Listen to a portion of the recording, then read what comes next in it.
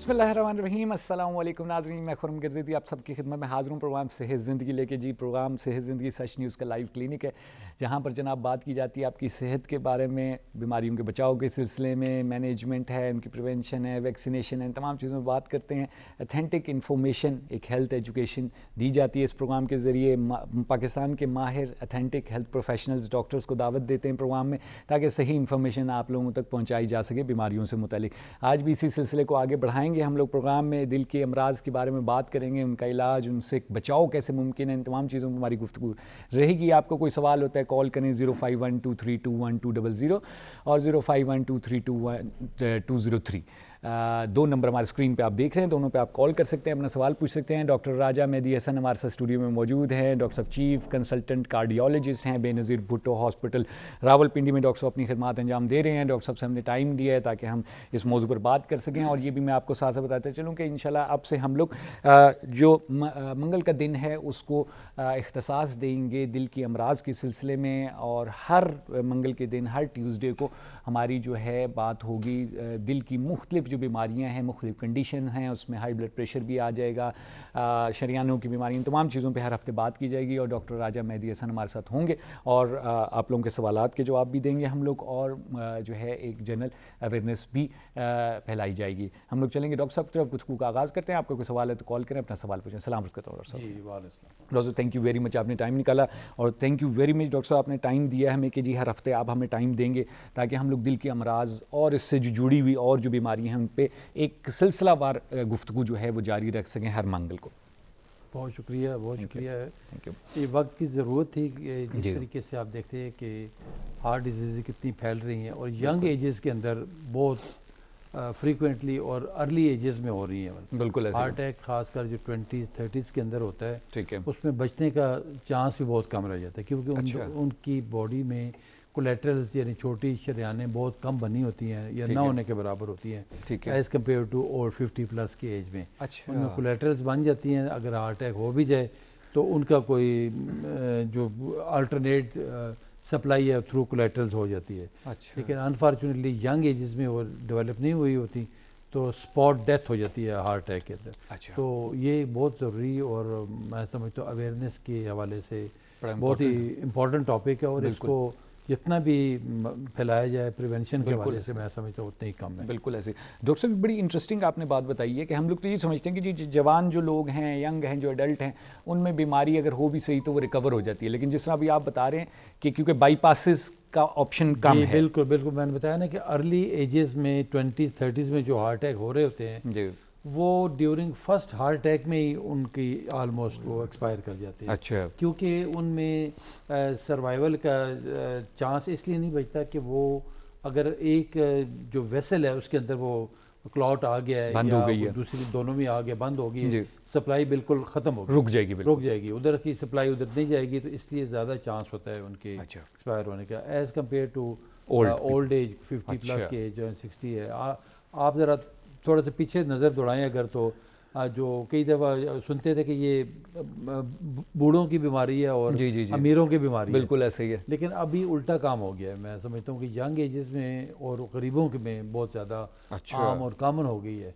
बिल्कुल ठीक। वो आप देखें ना, जो लाइफस्टाइल हम लोगों का होता है, खाने पीने की आदतें देख लें, ऊपर से टेंशन परेशानी की वजह से लोग स्मोकिंग के आदी बन रहे होते हैं, कोई सिगरेट पी रहा है, हुक्का पी रहा है, शीशा पी रहा है। बिल्कुल। तो ये फिर ऑलमोस्ट ये फिर वो कहते हैं ना कि सोने पे सुहागा। एक तो ऑलरेडी शरियानों में क्लॉट आ गया, ऊपर से ये इन जो रिस्क फैक्टर्स हैं इनकी वजह से वो अर्ली डिजीज़ होगी। अच्छा। तो ओल्ड एज में क्योंकि ऑलमोस्ट कोलेट्रल्स बन चुकी होती हैं उनकी, तो अगर एक में ब्लॉकेज आ भी जाए तो उनकी जो सप्लाई है वो दूसरी ऑल्टरनेट तरीके से वो चल रही होती है, तो उनका वो निज़ाम चल रहा है। अच्छा डॉक्टर साहब, पता क्यों नहीं चलता हम लोगों को? बीमारी चलती रहती है और एकदम से हार्ट अटैक हो जाता है या हार्ट अरेस्ट हो जाता है, जो भी बीमारी दिल की है, पता क्यों नहीं हमें चलता? पहले देखिए बात ये कि वो कहते हैं ना कि prevention is better than cure. ठीक है, लेकिन अनफॉर्चुनेटली हमारे मुल्क में चेक कराने का रवाज ही नहीं। जब तक आपको तकलीफ नहीं होगी आप डॉक्टर के पास नहीं जाते। बिल्कुल ऐसे। देखें ना, हार्ट के हवाले से जब मरीजों को तकलीफ होती है, पेशेंट कहते हैं जी मैं चलता हूँ मुझे सीने में दर्द होता है, सांस फूलता है, घबराहट होती है, दिल की धड़कन तेज़ हो, तो फिर आप लोग जाते हैं डॉक्टर, बिल्कुल ऐसे। तो बीमारी अंडरलाइन चल रही होती है। ये जो हमारी ज़्यादातर हम जिस बीमारी का जिक्र करते हैं वो हमारी दिल की शरियानों की बीमारी होती है। ठीक है। शरियानों में तंगी आना शुरू हो जाती है एट द एज ऑफ 20। 20 साल की उम्र से जो हम खा रहे होते हैं कोलेस्ट्रॉल वाली चीज़ें और घी और मक्खन, मलाई, पनीर, ये सारी चीज़ें आप देख लें। जिस तरीके से हमारे नाश्ते होते हैं, हलवा पूड़ियाँ और सुबह अंडे फ्राई और निहारियाँ, कलेजियाँ, मतलब ये सारी चीज़ें आप देखें लोग शौकीन है खाने पे। बिल्कुल ऐसे। और हर एक में आपका घी और ऑयल यूज़ होता है और यही जाके अंदर वो जाके क्लॉट जम जाएगा, जमता है। बिल्कुल जाके मैंने बताया ना 20 साल की उम्र से ये शुरू हो जाता है। यानी एक फैटी स्ट्रीक आ जाती है आपकी जो शरियानों की, एक लेयर सी आ जाएगी, लेयर आ गई फैट्स की ना, तो उसमें लेयर दर लेयर वो डिपॉजिट होता रहता है। यानी 70-80% तक अगर आपकी डिपोजिशन हो गई है, शरियानें बंद हो भी गई हैं, तो उसमें आप में सिम्टम्स नहीं आते हो सकता 70-80%। जी बिल्कुल। उससे अबव जब होता है तो पेशेंट में सिम्टम आ, यानी बीमारी तो एग्जिस्ट कर रही होती है। बिल्कुल ऐसे ही है। बीमारी होती है वो अगर ऐसे पेशेंट की अगर CT एंजियो करवाई जाए या ETG करवा के तो देखा जाए तो उस पर काफ़ी हद तक चीज़ें ज़ाहिर हो जाती हैं, उसमें चेंजेस आ जाती हैं लाजमी तौर पे। ठीक है। तो अनफॉर्चुनेटली हमारे मैंने बताया ना कि टेस्ट करवाने का रवाज ही नहीं है। तो वो जब 80% से ज़्यादा होती है, जब सिम्टम आना शुरू होते हैं तो हम उस वक्त, या कई दफ़ा बिल्कुल ब्लॉक हो गई आर्टरी, ब्लॉकेजेस बढ़ जाती हैं, 1 में 2 में 3 शरियानों में ब्लॉकेजेस 90+ हो गया, या कई दफ़ा 100% होता है अटैक की सूरत में या एंजाइना की सूरत में या अनस्टेबल एंजाइना की सूरत में।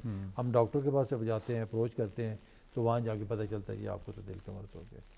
तो ये चीज़ें हैं कि जब तक प्रॉपरली चेक ना करवाया जाए, बल्कि मैं कहूँगा कि 40 साल के बाद अगर किसी में कोई रिस्क फैक्टर है, कोई अगर किसी फैमिली में स्मोकर है, कोई डायबिटीज़ है, हाई ब्लड प्रेशर है या फैमिली डिजीज़ है, दिल की बीमारी चल रही है, कोई बीमारी चल रही है, तो ऐसे बंदे को 40 के बाद अपनी CT एंजियोग्राफी लाजमी करवाएं। अच्छा, चाहे तकलीफ है या नहीं, कम से कम आपको अपनी बीमारी की नोयत पता चल जाएगी, पोजीशन पता चल जाएगी कि आप कहाँ स्टैंड कर रहे हैं। बिल्कुल। इनमें ब्लॉकेज है तो कितनी है या फिर नॉर्मल होगी। तो आप कम से कम अगर 60-70% आपको पता चलता है कि ब्लॉक, तो आप केयरफुल हो जाएंगे। फ्यूचर में आप और अपना लाइफस्टाइल और अच्छा कर लेंगे, ऐसी चीज़ों का इस्तेमाल करेंगे जिससे आपकी ब्लॉकेज बढ़े ना, बल्कि आप तो लेटेस्ट एडवांसेस आ गए हैं, जो ब्लॉकेजेस ऑलरेडी बन चुकी हैं इनको भी रिवर्स किया जा सकता है। ये रिवर्स हो गई और मज़ीद बनने लगे तो आपको दिल की तकलीफ होने नहीं लगी। सही, सिंपल, बिल्कुल ठीक। अच्छा डॉक्टर साहब, अक्सर आप लोग जो हैं वो 40 साल की उम्र का जिक्र करते हैं कि भाई 40 साल में जो है बहुत सी चेंजेस होती हैं, आप चेकअप करवा लें। क्या वजह क्या है? 40 साल में क्या कोई ख़ास डिजिट है? वो कहते हैं ना कि अराउंड 40 मैन इज़ नॉटी। ये तो बड़ा मशहूर सही। तो उसमें ये तो खैर जल्दी ये देखा जाए कि बंदे का एक ओल्ड एज शुरू हो जाती है, आप उस जवानी से निकल के बुढ़ापे की तरफ आपका कदम ठीक है, सही बढ़ता है, मतलब +40 जो है ना। जी बिल्कुल। तो उसमें ज़ाहिर बॉडी में ख़ासकर जो फैमिलीज़ में डिजीज़ चल रही है, शुगर है, ब्लड प्रेशर है, तो वो कोई अगर फैमिली में देखें ना हार्ट डिजीज़ चल रही है, किसी के 4 बच्चे हैं, तो और 2 तो कहीं नहीं गए इनमें डिजीज़ हो, ज़्यादा चांस होता है 3 में या 4 में भी हो सकता है बीमारी चल रही होती है और होने का चांस होता है।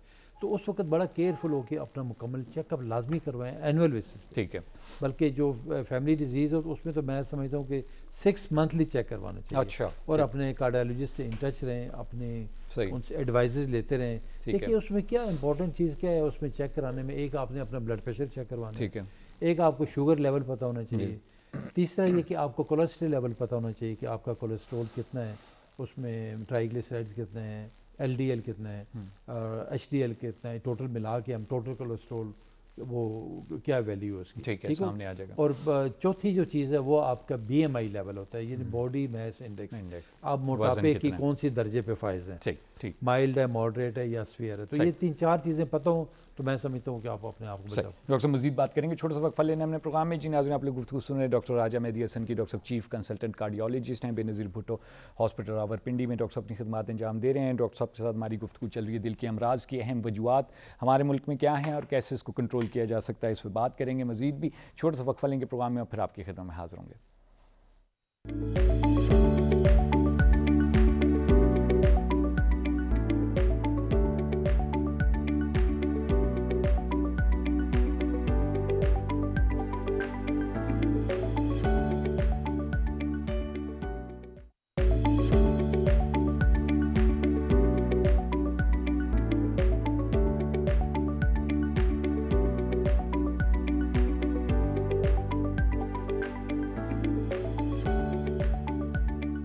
जी नाज़रीन, प्रोग्राम में एक बार फिर आपको खुशामदीद कहते हैं। डॉक्टर राजा मेहदी हसन हमारे साथ स्टूडियो में मौजूद हैं। डॉक्टर साहब चीफ कंसल्टेंट कार्डियोलॉजिस्ट हैं, बेनज़ीर भुट्टो हॉस्पिटल में डॉक्टर साहब अपनी खिदमत अंजाम दे रहे हैं रावलपिंडी में।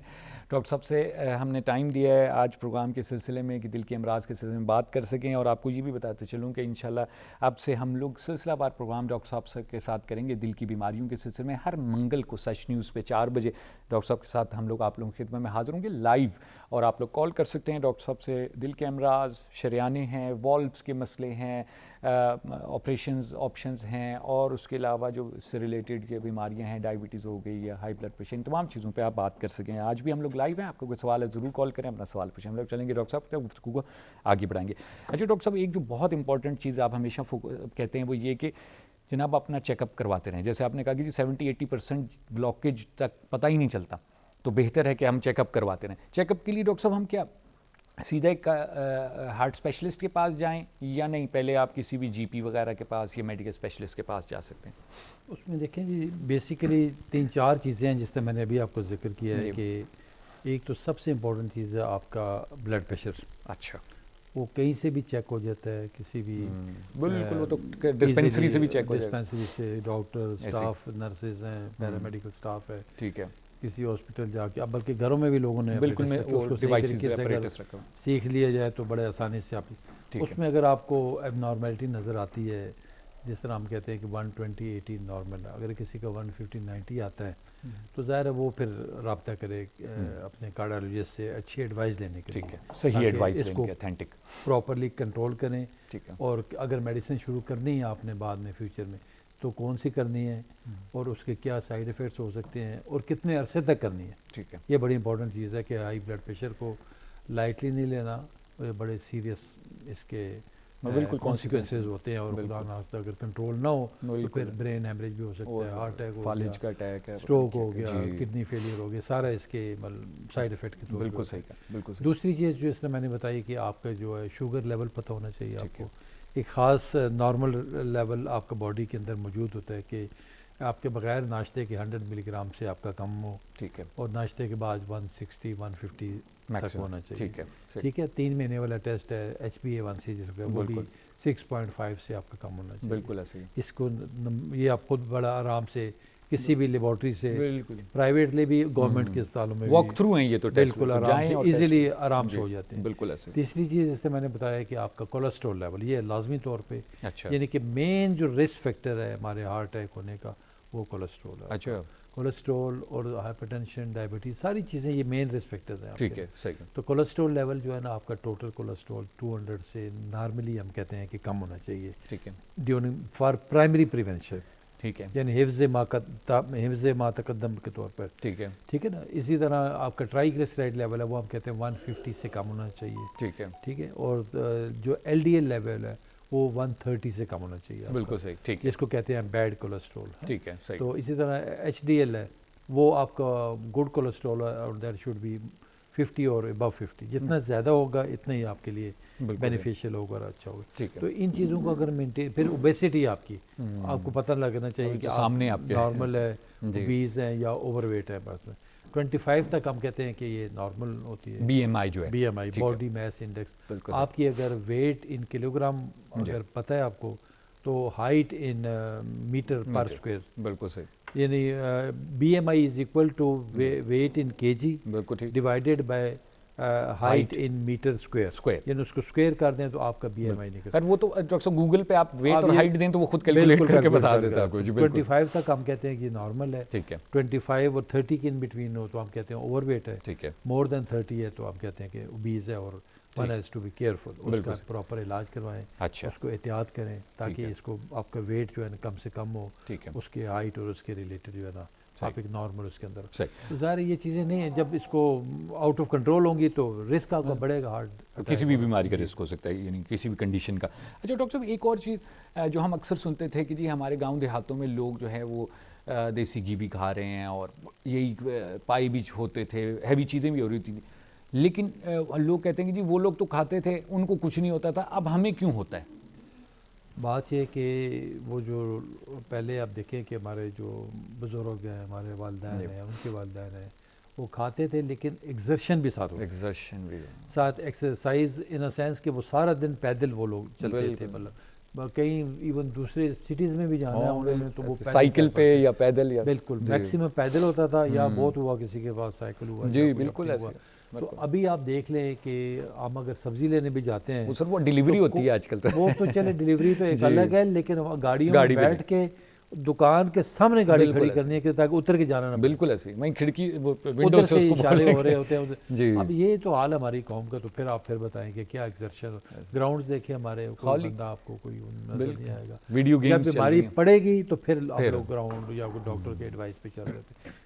मेन ये देखिए एक्सर्शन ना होने के बराबर है। अच्छा को तो खा पी के सुबह देखिए हमारे नाश्ते शुरू होते हैं हलवा पूड़ियों से, न्यारियों से, सिरी पायों से, सारा दिन फिर आप देखिए ऑफिस से चले गए, उधर भी ऑफिस में क्या होता है आपकी ईटिंग है, मीटिंग है और सिटिंग है, तीन ही काम है। इसके अलावा फिजिकल एक्टिविटी तो कोई भी नहीं, एक्सर्शन देखें मतलब इवन लिफ्ट लगी हुई है ऑफिस में, लोग पहुंच जाते हैं बिल्कुल गाड़ियाँ खड़ी, सीढ़ियों को इसी तरह फिर वो उतर के आया घर बैठ के अपना ऑफिस से घर आके भी आपने लैपटॉप खोल देना, टीवी लगा रिमोट हाथ में होना है, कोई मतलब फिजिकल एक्टिविटी ना होने के बराबर है। तो ये सारी वो चीज़ें हैं जो आपका बीमारियों का बायस बनते हैं। बच्चों को देखें ऑनलाइन आपके पास ये सारे कॉल्स के ऊपर पिज़्ज़ास बर्गर्स घरों में पहुंच रहे हैं जी, तो वालिदैन को पता ही नहीं होता, तो लेकिन बच्चे ये चीज़ें खा बच्चों में भी देखें ओबेसिटी, हाई ब्लड प्रेशर और शुगर, ये ज़्यादा ऐसे ही हो रहा है। अच्छा डॉक्टर साहब, आप अक्सर जिक्र करते हैं ये जो पाए निहारियाँ और इस तरह की चीज़ों की, ये जो आजकल हमारी नौजवान नस्ल जो ज़्यादा चीज़ें इस्तेमाल करी है, वो पिज़्ज़ा, ये केक, पेस्ट्री आइटम्स, ये भी ख़तरनाक है। जी बिल्कुल, ये जंक फूड बेसिकली इसमें भी आपका फैट्स होते हैं ना सारे, ठीक है, वही जो घी इस्तेमाल होता है, क्रीम्स, आर्टिफिशियल चीज़ें, आर्टिफिशियल सारी जितने भी हैं वो सारी चीज़ें इस्तेमाल होती हैं, तो वो ना सिर्फ आपके हार्ट की तकलीफ को बढ़ाते हैं बल्कि किडनी डिजीज बड़ी, शुगर भी मेरे ख्याल से सारा वो जो आर्टिफिशियल सारी शुगर और सारी चीज़ें होती हैं। डॉक्टर साहब बहुत शुक्रिया अदा करता हूँ, बिल्कुल टाइम हमारा ख़त्म हो गया है, लेकिन बड़ा अहम जो किलीदी जो नुकात होते हैं वो आप हमेशा बयान कर देते हैं जिसकी लोगों को ज़रूरत है बेसिकली, कि आपने टेस्ट करवाने, अपने फूड का ख्याल रखना और एक्सर्शन करनी है। Thank you very much doctor साहब, तशरीफ़ लाए। इंशाल्लाह अगले मंगल दोबारा आपको ज़हमत देंगे और नाज़रीन को भी बताते चलूँगी कि अगले मंगल फिर दोबारा डॉक्टर साहब के साथ हमारा प्रोग्राम हुआ। दिल की अमराज, हाई ब्लड प्रेशर, शुगर की बीमारी, स्ट्रोक, इन तमाम मौज़ूआत को लेके हम सिलसिलावार प्रोग्राम डॉक्टर राजा मेहदी हसन के साथ चलाएंगे। और thank you very much doctor साहब, तशरीफ़ लाए। इंशाल्लाह कल फिर एक और मौजू के साथ आपकी खिदमत में हाजिर होंगे। तब तक के लिए मुझे खुर्म गर्देज़ी और डॉक्टर राजा मेहदी हसन को प्रोग्राम से ज़िंदगी से इजाज़त दीजिए। खुदा हाफिज़।